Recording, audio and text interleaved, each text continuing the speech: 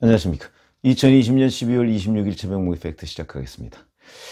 추미애 법무부 장관과 윤석열 검찰총장 간의 게임, 대략 끝나가는데, 어제 문재인 대통령이 이 사태에 대해서, 그러니까 법원에서 정직 2개월을 집행 정지하라, 이런 얘기 아니겠습니까? 그 사태에 대해서 사과의 뜻을 밝혔습니다. 그래서 언론이 이 부분에 매우 주목을 하는데, 오늘은 그거에 대해서 말씀을 드리겠습니다. 우선 조금 거슬러 올라가서 12월 7일 날 문재인 대통령이 수석, 그 다음에 보좌관 회의, 흔히 수보회의라고 하는 데에서 이 추윤 사태에 대해서 첫 사과를 했다. 이런 언론 보도를 아마 보셨을 겁니다. 그때 제가 뭐라고 했냐면, 이거는 사과의 의미보다는 자, 앞으로 윤석열 검찰총장 찍어내기를 계속 하겠다는 의미다. 그러니까 그걸 문재인 대통령식 또는 추미애 장관식 표현으로 하면 검찰개혁입니다. 그 사람들이 얘기하는 검찰개혁은 윤석열 찍어내기, 현 정권에 대한 수사 방해, 이겁니다. 그래서 이 사람들이 검찰개혁을 입에 오르내릴 때는 윤석열 검찰총장 찍어내기를 계속하겠다는 얘기죠. 그런 점에서 본다면 그때 잘못 짚었다, 무게중심이 여기에 있다, 이걸 제가 방송에서도 말씀드린 적이 있고 유튜브에서도 말씀드린 적이 있습니다. 그런데 그 이후에 어떤 일이 벌어졌습니까? 12월 7일 이후에 실제 강행했지 않습니까? 징계를 강행하고 법원으로부터 그 징계에 대해서 철퇴를 맞는 일이 있었습니다. 그러니까 누가 옳았습니까? 결국은 제 말이, 그러니까 그 당시에 사과를 부각시키면, 아니 사과했으면 그런 얘기를 하지 말아야 되는 거지. 그런 그 이후에 후속 조치들을 취하지 말았어야 되는 것이죠. 근데 어제 문재인 대통령이 또 한 번 사과를 했습니다. 어제 오전까지는요, 국민소통 수석의 휴대전화 전화기가 꺼져 있었습니다. 근데 갑자기 오후에 2시 15분쯤에 340자 분량의 입장문을, 문재인 대통령 입장문을 강민석 청와대 대변인이 배포를 했습니다. 여기에 보면 이렇게 되어 있습니다. 이 추미애 장관과 윤석열 사태에 대해서 얘기한 것이죠. 법원의 결정을 존중한다. 결과적으로 국민들께 불편과 혼란을 초래하게 된 것에 대해 인사권자로서 사과 말씀을 드린다. 이렇게 얘기를 했습니다. 인사권자로서 사과 말씀. 자, 우선 이거를 해석하자면, 자, 법원의 결정을 존중한다. 이거는 의례적인 얘기고요. 의례적인 얘기. 존중 안 하면 이제 이게 기사가 커지는 겁니다. 그러면 삼권 분립을 망가지게 만들었다. 삼권 분립을 무시했다. 이거는 곧 헌법 정신에 대한 훼손이죠.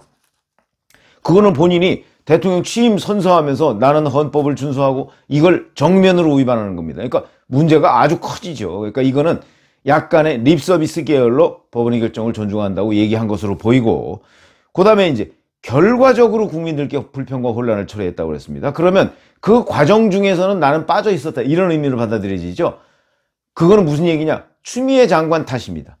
추미애 장관 때문에 이렇게 됐다. 나는 나중에 그냥 아무 재량권 없는 그 집행만 했다가 내가 괜히 덤터기 쓰는 모양새가 됐다, 이런 걸 내포하고 있는 개념입니다. 근데 실제 그랬을까요? 제가 여러 차례 말씀드렸지만 이 부분은 아주 치밀하진 못했을지 모르겠으나 청와대와 법무부가 굉장히 여러 차례 조율을 했을 것이 거의 분명하다. 하지 않았다면 바보죠. 이건 했을 겁니다. 왜 그러냐면 그거는 정권의 명운을 건, 대통령이 이렇게 막 사과까지 몇 번 하고 이럴 상황까지 가는 그런 아이템 아닙니까? 그것을 조율도 안 하고서 정직을 했다? 이건 말이 안 되는 거기 때문에 이거는 나중에 아마 드러날 겁니다.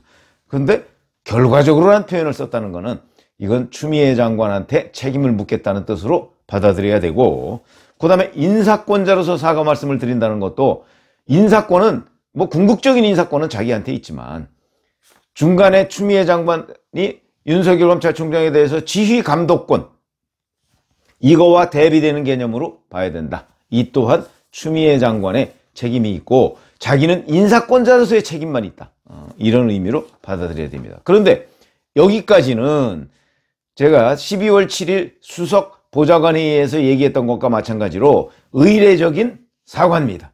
여기까지는. 진짜 문재인 대통령이 하고 싶은 얘기는 그 다음에 있습니다. 이렇게 얘기했습니다. 특히 범죄 정보 외의 개인정보를 수집하거나 사찰한다는 논란이 더 이상 일지 않도록 하기 바란다. 윤석열 검찰총장에 대한 경고죠. 그 다음에 법무부와 검찰은 안정적인 협조 관계를 통해 검찰개혁과 수사권 개혁 등의 후속 조치를 차질 없이 추진해 나가야 할 것이다. 이렇게 얘기했습니다. 자, 우선 그럼 앞에 부분, 범죄정보외의 개인정보를 수집하거나 사찰한다는 논란. 이거는요, 법원에서도 이 부분에 대해서 인정하지 않았습니다. 다만 이 부분이 그 판사 문건이라는 것이 매우 부적절하다. 그리고 그것이 다시는 벌어지지 말아야 될 것이다. 그래서 그러나 이 부분을 징계 사유라고 볼 것인지 여부는 추가적인 지금 법무부의 소명만으로는 부족하니까 추가적으로 한번 본안소송에서 다퉈봐야 될 것이다. 이렇게 얘기했죠. 이게 무슨 엄청난 논란이나 사찰이 된다고 규정한 적 없습니다. 그럼에도 불구하고 대통령은 사찰한다는 논란이 더 이상 없어서, 사찰한다는 논란은 추미애 장관이 일으킨 것이지 실제 법원에 의해서도 객관성이 입증되지 않았다. 그럼에도 불구하고 이렇게 얘기했다? 이것은 곧바로 자, 이 부분에 관해서 아직도 추미애 장관이 얘기하는 그 사찰 부분에 문재인 대통령은 주목하고 있다 하는 것을 의미하는 것이고요. 더 중요한 거는 바로 그 뒤끝 장렬이라고도 얘기할 수 있는 그 후속 부분에 있습니다. 법무부와 검찰이 안정적인 협조관계, 이건 뭐 이미 물 건너간 지 오래인데 무슨 얘기인지. 그 다음에 검찰개혁과 수사권 개혁, 이렇게 얘기했습니다. 자, 그러면 제가 얘기했죠. 아까 문 대통령이 얘기하는 검찰개혁, 추미애 장관이 얘기하는 검찰개혁이 무엇을 의미한다? 그거는 윤석열 검찰총장에 대한 공격을 계속할 것임을 분명히 한 것이다.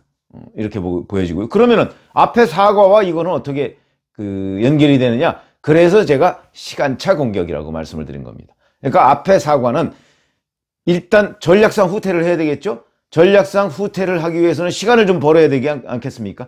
그 시간을 벌기 위해서 사과를 한 것이고요. 이러면 일단 국면이 사과 국면으로 바뀌었다가 나중에 후속 공격 국면으로 바뀝니다. 그 후속 공격을 위한 그걸 예고한 거나 마찬가지죠.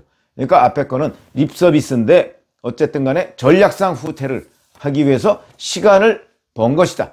이렇게 보시는 것이 맞고요. 그거는 뭐 조금 있다 드러날 겁니다. 며칠만 있으면. 그런 것이고, 그 다음에 이렇게 얘기했습니다. 그러니까 전략상 후퇴, 그리고 앞으로 후속 공격을 할 것이다. 자, 그러면 문재인 대통령이 쓸 수 있는 카드라는 게 도대체 뭐가 있느냐? 이것도 궁금하시죠? 그 첫 번째, 오늘 뭐 저는 사실은 이 정직 2개월을 집행정지하라 이런 결정이 나올 때 이미 그 얘기를 했습니다. 추미애 장관의 사표 수리가 빨라질 가능성이 매우 높다. 벌써 그 보도를 하더군요. 추미애 장관에 대해서 빠르면 다음 주 초, 안 되면 뭐 원포인트 개각으로라도 추미애 장관을 빨리 바꿔버린다는 것이죠. 빨리 바꿔버리고 조기 사표 수리 이런 걸 검토하고 있다. 이런 것이고, 그리고 그건 곧 후속 장관을 원포인트라도 빨리 임명을 하겠다. 이런 의미가 됩니다. 여기에는 뭐 소병철 민주당 의원 뭐 얘기도 나오고 박범계 민주당 의원 얘기도 나오고 뭐 그렇습니다. 그러면 이거는 이제 윤석열 검찰총장 입장에서 봐서는 그 파출소 지나가자 경찰서 나오는 격이다. 이렇게 말씀을 드릴 수가 있죠. 소병철 의원은 검찰 출신이고 박범계 의원은 판사 출신입니다. 소병철 의원 같은 경우는 검찰 세계를 너무나 잘 아는 사람이기 때문에 아마 훨씬 더 지능적으로 윤석열 총장을 옥죄일 가능성이 있다. 이렇게 말씀을 드리는데, 다만 이 정권 사람들이 이제 검사 출신들을 워낙 싫어하니까 소병철 의원, 아무리 자기 편이지만 소병철 의원을 법무장관에 기용을 할까? 이거는 저는 좀 의문입니다. 그래서 아마 박범계 의원이나 아니면 아예 다른 사람, 이용구 신임 차관을 뭐 승진시킨다 이런 얘기도 있었는데 거기는 지금 운전기사 폭행 사건 때문에 제 코가 석자라서 아마 굉장히 어려울 것이다. 이런 생각이 들고요. 그러고 하면 저는 뭐 제3의 카드가 오히려 더 가능하지 않는가, 이런 생각을 합니다. 그래서 이렇게 해서 국면을 조기 전환하는 방법, 이게 하나 있고요. 그러나 이거는 국면을 바꾸는 것 외에는 이 윤석열 검찰총장 공격 카드로서는 여전히 이거는 부실한 카드입니다. 그렇게 해서 공격이 됩니까? 그러면 이제 후임 장관이 가서 윤석열 총장을 공격해야 되는데 공격할 카드가 마땅하지 않습니다. 일각에서는 자, 법원에서 뭐 징계 절차를 문제 삼았으니까 징계 절차에 대한 합법성을 갖춰서 징계를 다시 한번 추진한다. 이런 얘기를 하는 사람도 있는데, 그거는 징계 절차만 문제다 이랬을 경우지 징계 사유도 지금 하나하나 다 문제가 되고 있는 상황인데, 그러면 징계 사유도 새로 그 합법적으로 뭔가 징계 사유를 꺼내들어야 되는데 꺼내들 게 마땅치가 않습니다. 자, 이제 그런 부분이 있고, 두 번째는 공수처를 조기 출범시키는 방법이 있습니다. 어차피 1월 10일 출범을 목표로 한다, 뭐 이런 얘기들을 많이 하고 있었는데 1월 10일 출범 목표로 하는 것, 1월 10일 날 된다고 생각하는 사람 아무도 없습니다. 당장 공수처장 지금 뽑지도 않았습니다. 공수처장 12월 28일 날 뭐 추천을 한다고는 하지만 글쎄요, 그날도 뭐 추천될지 안 될지는 두고 봐야 되겠습니다. 그렇기 때문에 1월 10일은 벌써 물 건너갔고, 여하튼 여권으로선 가능한 한 공수처를 조기에 출범시켜서, 공수처에서는 일단 뭐 범죄 정보가 고위공직자에 대한 범죄 정보가 수집되면 공수처에서 검찰한테 야, 그거 가져와 라고 해서 가져갈 수가 있으니까, 그래서 거기서 뭉개버릴 수가 있으니까 그걸 조기에 출범시켜서 검찰을 견제한다. 이건 뭐 충분히 견제가 가능한데, 새로 뽑힐 공수처장이 글쎄요, 대한변협이 추천한 김진욱 헌법재판소 수석연구관, 이 사람이나 아니면 추미애 장관이 추천한 전현정 변호사가 될 가능성이 매우 높은데, 뭐 그렇게 된다면 문재인 대통령은 당연히 전현정 변호사를 임명할 가능성이 매우 높죠. 두 사람 추천해서 그 중에 하나 문 대통령이 고르게 되어 있으니까. 그렇게 되면 전현정 변호사는 추미애 법무부 장관이 추천했으니까 아마 뭐 둘이 비슷하지 않겠습니까? 그렇게 된다면 그거는 이제 검찰을 옥죄할 수 있는 카드가 뭐 되지 않을까? 뭐 저는 이런 생각이 듭니다만, 다만 실효적으로 옥죄할 수 있느냐는 건 그것도 추가로 더 따져봐야 될 문제고요. 자, 이런 카드가 또 있을 수 있고요. 그 다음에 또 하나, 이거는 새롭게 진척을 시켜야 되는 문제입니다. 내년 1월 1일부터 검경 수사권 조정, 그 실질적인 집행이 이루어집니다.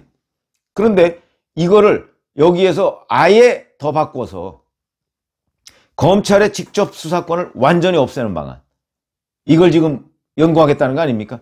그 연구는 민주당이 앞장서는 것으로 보입니다. 민주당이 당장요, 이런 식으로 얘기했습니다. 민주당에서는 지금 이 정직 2개월을 법원이 뒤집은 부분에 대해서 뭐 사법 쿠데타니, 뭐 일개 재판부의 대통령 흔들기니, 뭐 이런 얘기를 하고 있는데, 다 민주당이 권력기관 TF를 갑자기 또 구성한다. 이 뒤늦게, 가로늦게 권력기관 태스크포스를 구성한다고 합니다. 여기서 이제 검찰 직접 수사권을 박탈하는 방안을 추진하겠다, 이렇게 돼 있으니까 이것도 문재인 대통령과 여권의 후속 카드, 검찰한테 아예 수사를 못하도록 하는 것. 다만 검찰은 경찰이 수사한 거에 대한 지휘만 할 수 있도록 하는 방안, 뭐 이런 거를 이제 제도화한다는 거죠. 이제 윤석열 공격이 뭐 직무정지로도 실패하고 정직으로도 실패하고 그랬으니까 이제는 아예 제도를, 입법권은 자기네들이 뭐 국회에서 180석을 가지고 있으니까, 그러니까 마음대로 입법을 해서, 그래서 검찰을 수사권을 아예 빼앗겠다, 이런 의미죠. 수사 아무것도 못하게. 이것도 일종의 보복 조치죠. 근데 윤석열 총장을 찍어내서 내기에는 실패했으니까 검찰 전체를 보복 대상으로 삼겠다, 뭐 이런 의미로 보이는데, 뭐 이거는 자기네들이 추진하면 뭐 할 수 있겠죠. 할 수 있는데, 문제는 그에 대한 일반 여론의 반발, 이런 것들이 굉장히 심각해질 것으로 보인다. 오히려 레임덕을 재촉하는 것이 아닌가, 저는 이런 생각이 듭니다. 자, 그리고 그 다음에는 개각이나 아니면 청와대 개편, 뭐 이게 벌써 여권에서 나오고 있습니다. 근데 이것도 추미애 장관 사표 조기 수리와 마찬가지로 결국은 이게 뭐 국면을 전환하는 거는 뭐 효과가 있을지 모르지만 궁극적으로 윤석열 검찰총장에 대한 견제는 안 됩니다. 그러니까 이것도 원발의 오줌 누기식 대책이다. 그럼 정말 이제 마지막 카드는 뭐냐? 탄핵입니다. 이것도 제가 별도로 말씀을 드리겠습니다만은, 이 탄핵 부분은 뭐 가능하죠. 하려고 하면 가능합니다. 그런데 이것도 역시 역풍 때문에 쉽게 꺼내들 수 있는 카드는 아니다, 이렇게 말씀을 드리죠. 자, 그러면 이제 이런 것들이 결국 문재인 대통령으로서는 뭐 한 1년 4개월 정도 남은 그 기간, 대선까지는 1년 2개월 정도밖에 안 남았지 않습니까? 이 기간 동안에 레임덕이 와서는 안 되겠다 하는 레임덕 방지 카드의 일환으로 꺼내들 수 있는 건데, 역대 저희가 정치부 기자로서 오래 관찰해 본 바에 따르면 레임덕을 방지하기 위해서 몸부림을 치는 것은 결국 레임덕을 재촉하고야 만다 하는 그 교훈, 이걸 문재인 대통령도 까맣게 잊고 있다, 저는 이렇게 평가를 하겠습니다.